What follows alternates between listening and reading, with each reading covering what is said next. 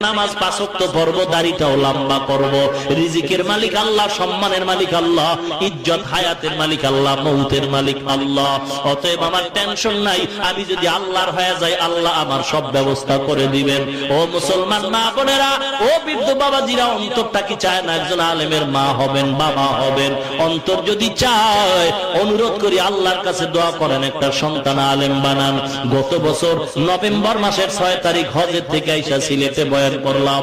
6 তারিখে বয়ান করতেছি, সিলেটের রানিং ওসি সাহেব মাদ্রাসায় ঢুকলো, অপেক্ষা করে বিশ্রাম করতেছিলাম।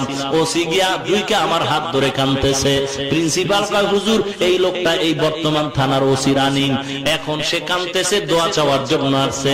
বললাম, ভাইজান আপনার মনে কি আফসোস, টাকার অভাব, বাড়ির অভাব? কয় না, ওসি হওয়ার পরে টাকা বাড়ি গাড়ির কোনো অভাব আমার হয় নাই, একটা জিনিসের অভাব হয়েছিল।